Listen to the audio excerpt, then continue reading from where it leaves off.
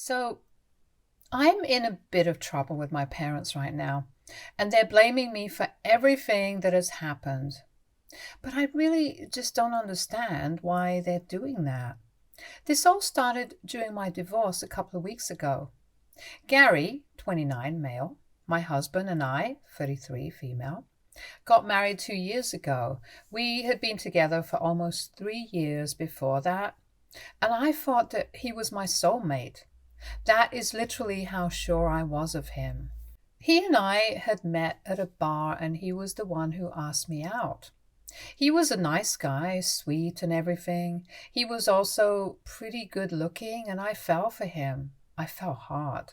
He was working a corporate job at the time, your typical 9 to 5, and he would constantly tell me that he was not happy about it.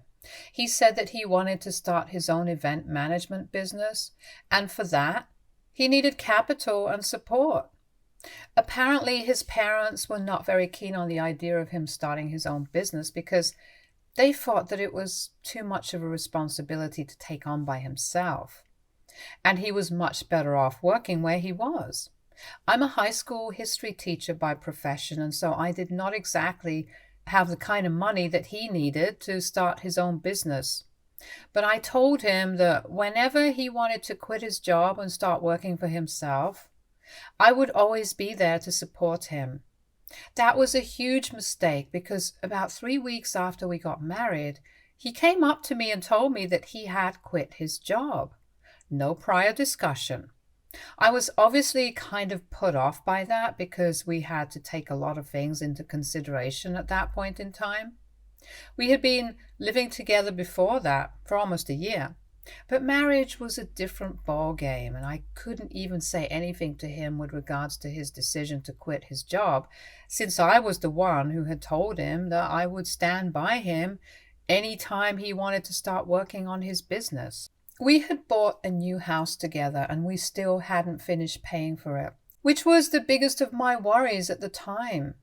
So when he told me that he had quit his job, that was my first question to him.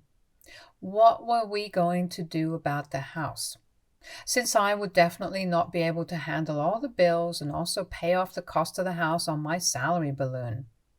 It was very unlikely that he would be able to contribute since he had quit his job and did not have another lined up. Even if he started his business that day itself, it would still take a couple of months for him to start making money off of it. And until then, he would have to rely on his savings. But even if that would prevent him from investing in his business, it was a very difficult situation. I would only be able to take care of the bills with great difficulty, and we would really have to start living frugally because when he quit his job, he did not even have a business plan. It was already really risky, and on top of that, he did not have any idea how to go about the whole thing. He just made that decision and sent his resignation in the heat of the moment one day. I tried not to fight with him over this and be supportive of him, but it was very difficult because the choice that he had made did not seem to be a very well-informed one, and it was clearly not something that he had thought through. I was very worried, but he kept telling me that he would look for a way to fix things, which did not help. But at least it gave me a sense of relief because I knew that whatever it was, I could get through it with him. This was just 3 weeks into our marriage, so we were still in our honeymoon phase, which explains why I was being so stupid. I was really ready to believe that I could get through everything just because he was with me. Love solves everything was basically my state of mind. Or maybe it was just something that I told myself to prevent myself from having a complete nervous breakdown because I was so stressed out. The issues with the house were solved relatively quickly, even though it came at the cost of having a relationship with my in-laws. After Gary quit his job, the next step was to tell our families about it because we needed their help and support to get through the next couple of months. And the support was going to be both moral and financial. My parents were pretty cool with it and said that they would try to help me out with money whenever I needed it. Both my parents are dentists, so money is not a problem for them. However, my in-laws were not happy about what Gary had done. The day that we went over to their house to tell them that he had quit his job and was going to start a business of his own, they got into a huge fight. His father was a lawyer and his mom was a moderately successful artist, so they were also reasonably well off, but they believed that Gary was being hasty and did not support his decision. For them, it was not a financial issue, but it seemed to me that they just did not have faith in him. Right now, I can see why, but at that time, I felt like they were being really hard on him. They were pissed, and rightfully so, since the company that he had been working for belonged to a friend of my father-in-law, and he was the one who got him the job there in the first place. He was upset because he thought that Gary was being irresponsible and also believed that he should have saved some more money before he quit, and I agreed with it. But I didn't say it at the time because I wanted to take my husband's side. Anyway, their whole fight was based on the fact that he had quit his job without any notice. And that was really insulting for him and his friends since he got the job as a favor to his father. He wasn't exactly qualified for it because it was an upper management position and he did not have the kind of experience that it required, but he still got the job because of his connections. So for his age, he was doing exceptionally well, and he had thrown all of it away without a second thought. I can kind of see why his father was pissed off at him, but at the time, even Gary had a point. He said that he wanted to start a business of his own, and that had always been the goal. However, the job kept him so busy that he barely had any time to work on his ideas, and so he had to quit to get ahead. And he did not see anything wrong with it because it was all business. It was not personal, and it was not his fault that they were mixing the two. Both of them had pretty strong arguments, so I didn't say anything, but I knew that I had to support my husband no matter what. So after we left that day, I knew that I could not change his mind. So the best thing to do in this situation would be to support him and his dreams and have faith in him because I thought that it would help him. After that fight with his parents, they pretty much stopped speaking to him because they believed that he did not value them and their opinions, which is why he just always did whatever he wanted to and expected them to support him, even if they did not agree with what he was doing. They believed that he was very self-centered and everything had to be about him. Even after he got married, he did not change. And he didn't even think about the kind of pressure that he would be putting me under by quitting his job. His parents were actually the only people who were sympathetic to me and tried to think about my point of view at the time instead of just him. So a couple of days after that fight, they reached out to me and told me that they were going to pay off the cost of the house so that I would not have to worry about it. They knew that this was the biggest of my concerns at the time, and they were willing to help us out, most specifically help me out. During that conversation, they told me that they knew that Gary had been put in a very difficult spot. And I wanted to support him, but I also had to be practical and think about the real life consequences of what he was doing. Because I knew that he did not have a business plan. He did not have any investors. He did not even have any friends who were going to join him.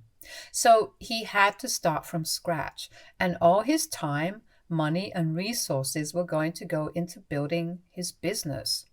It was very unlikely that he would be able to cover the cost of living since he did not have enough money saved to make a decision like the one that he had made. And I did not earn enough to support him, so they wanted to help me and pay off the cost of the house. And I was genuinely more than happy to accept their help, because I did not have any shame in admitting that I needed the help and I could really do with the money. So I let his parents pay for the house, even though he was not happy about it, and he did not even hide it. He tried his best to convince me not to take their help, but I was not going to be an idiot. I told him that this was the only way that he would be able to get through the next couple of months and that we had to accept their help, whether we liked it or not.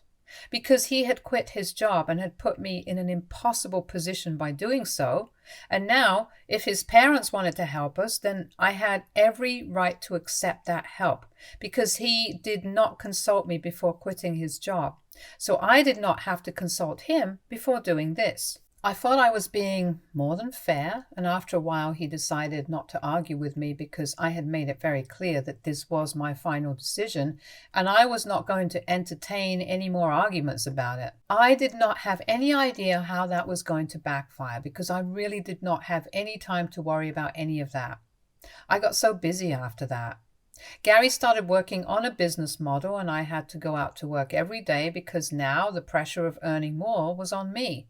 When both of us were earning, we used to split everything equally between us because I did not want to rely on a man, even if it was my own boyfriend or husband. That was something that was very important to me, and it was non-negotiable. I was well aware of the fact that he made almost twice the amount that I earned, but I did not care because I wanted the satisfaction of knowing that I was paying for myself and I was not a burden on him. He also never offered to contribute more instead of me. I'm not complaining, but I just thought that I would mention it since we were talking about this. But after he quit his job, I had to work twice as hard, and I even took up a tutoring job to make some extra cash on the side so that I would not have to rely on my parents or ask somebody else for money. I wanted to be able to do it all on my own because even the thought of having to ask somebody for money made me uneasy. So I did my best to keep everything running, but I had this feeling that he was not doing the same. Every time that I would come back home from school and get ready to conduct online classes for my tutoring job, I would only see him either scrolling on his phone or watching something on TV. Earlier, I would just assume that maybe he got his work done when I was at school, but months passed and there was no progress, so I started to suspect that maybe he was not doing anything at home and just lazing around while I worked as hard as I could to bring home some money so that we would not have to rely on anybody else.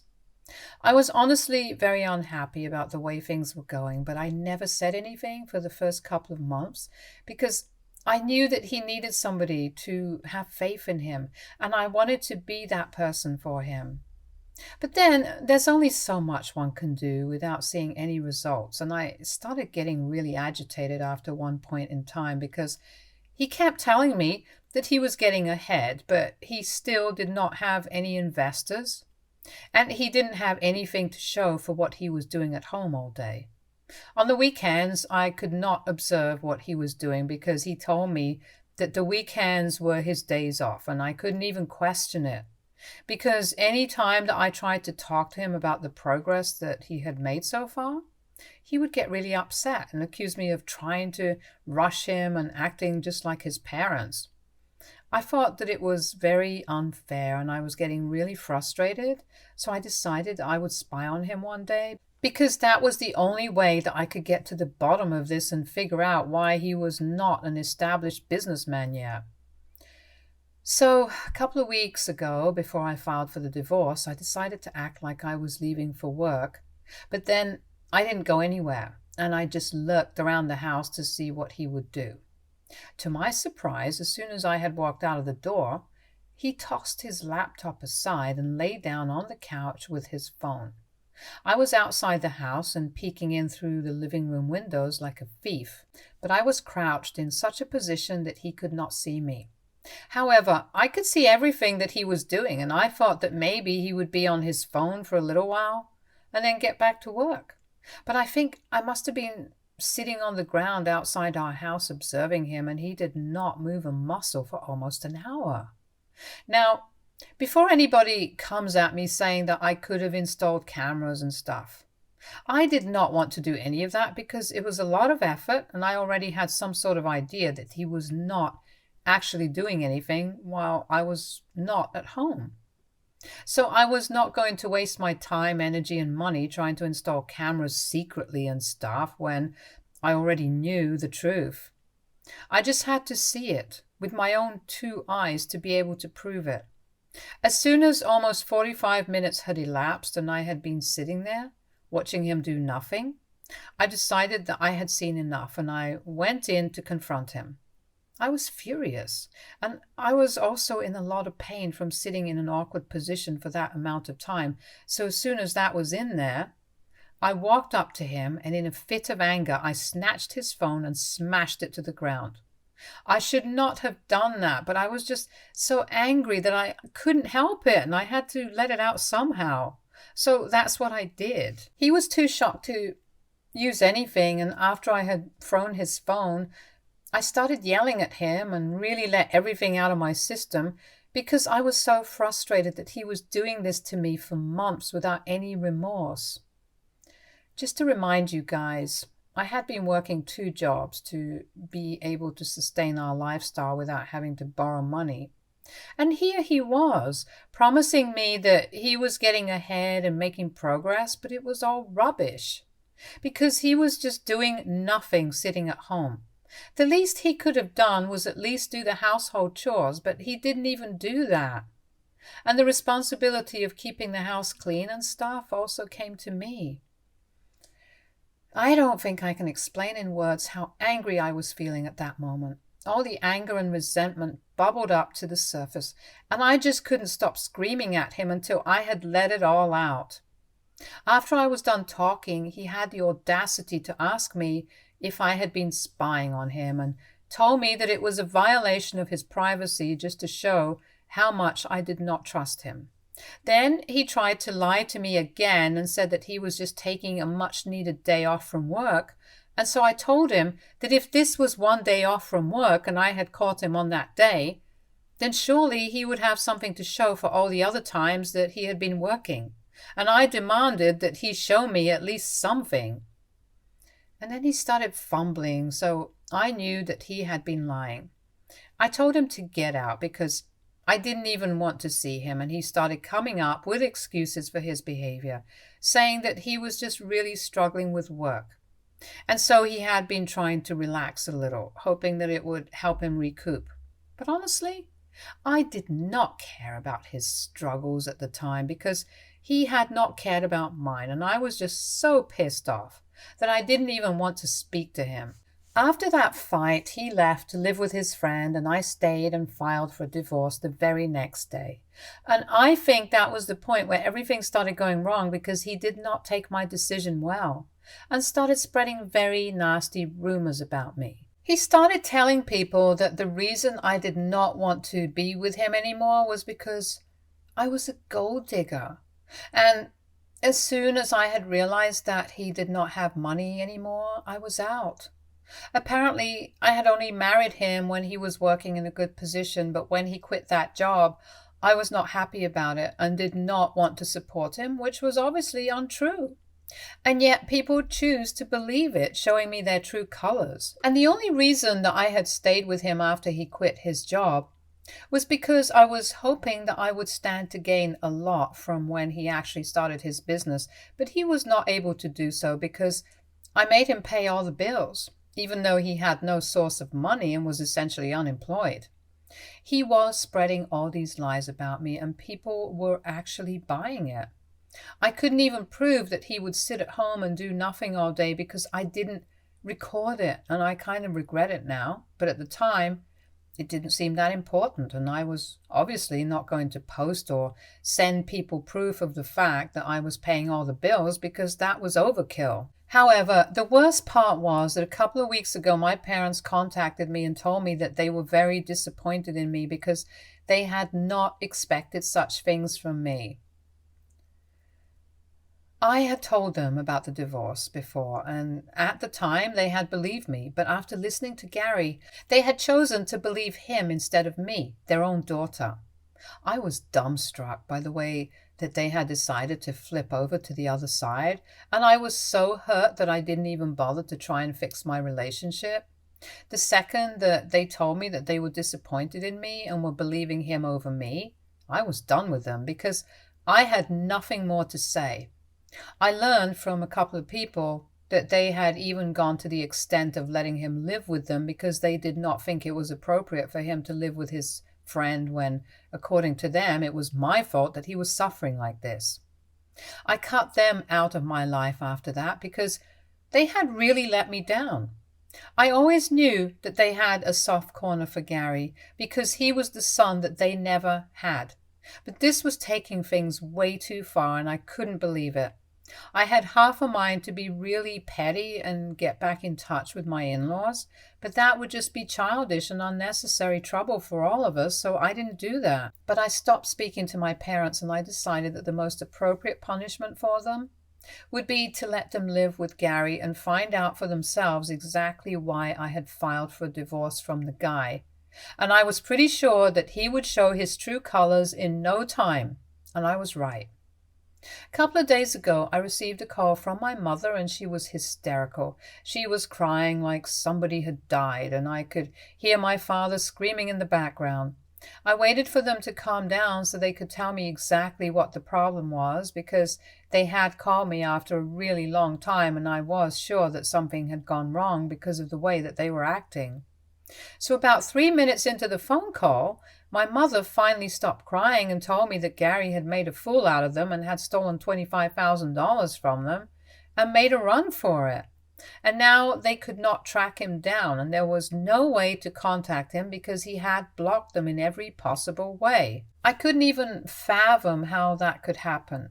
So I told them to tell me the entire story because nothing made sense, and that kind of money was a huge amount.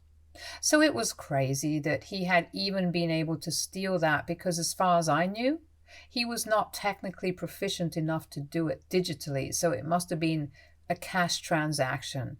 And I don't know why my parents would have that kind of cash just lying around in the house for him to get his hands on. So then my father told me that about a week ago, Gary had requested them to let him borrow some money that he would return within a month because he needed to clear some debts, and it was sort of an emergency. And they gave him the money because they wanted to compensate for everything that I was putting him through. We were going through a divorce, and he had to pay for a lawyer as well, and he was losing out on a lot of money for that. So my parents felt obliged to make up for it, and they gave him the money. I really can't imagine how two grown-up people could be so stupid, but yeah, that's how he got the money.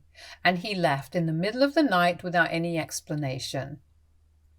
And even after that, my parents were still holding out hope that he would contact them, but it started seeming less and less likely after he blocked them when they tried to reach out to him about when he would be back.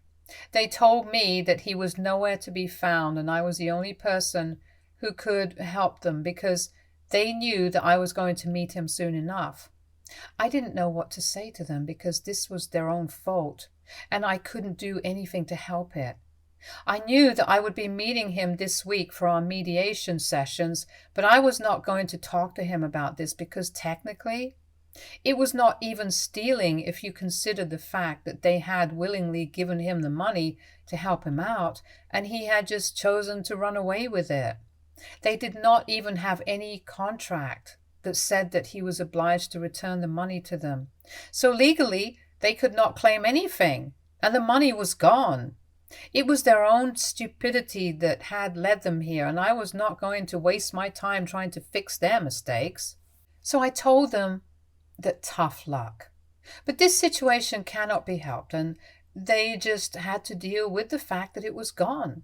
And then they started getting mad at me and told me that this was my fault for not warning them about Gary, because clearly he had been lying about everything, and my version was what was real. I was so annoyed that I hung up without entertaining more of that conversation, because it is so stupid to imply that I should have warned them when in reality they were the ones who shouldn't even have doubted me in the first place. Because I am literally their daughter, and I don't know why they would ever choose to believe my soon-to-be ex-husband over me, under any circumstances. They have been texting me every day since then and telling me that I need to fix this somehow. And I don't even know how I'm going to do that because it's not like Gary and I even speak to each other outside of our meetings with our mediator. I did contact him yesterday to ask him why he would do this thing because it was so unethical and immoral. It felt out of character even for him. And he told me that I had taken money from his parents for the house so I could treat this as payback, which doesn't even make sense because both of us lived in that house, but that money was just for him. So I gave up trying to talk to him because he would do anything it took to make me look bad. I feel like a horrible daughter, but I don't know what to do anymore. AITA for not trying to talk to my parents after they chose to believe my soon-to-be ex-husband's side of the story over mine. Update 1. Hi everybody. After going through the comments on my original post, I have decided to block my parents for the time being because every text that I receive from them makes me feel very guilty, and I know that I shouldn't feel that way because they did this to themselves, and I was not responsible for it. But I am a human being, and I still do feel things even though I'm not supposed to. So I think it's best to just block them right now and deal with it later when I have the bandwidth to manage the situation.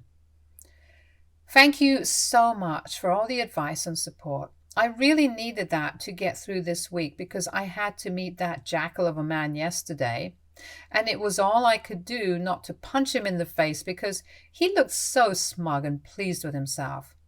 I don't even know how he lives with himself after the things that he has done, or how I even fell in love with this guy ever. Update 2.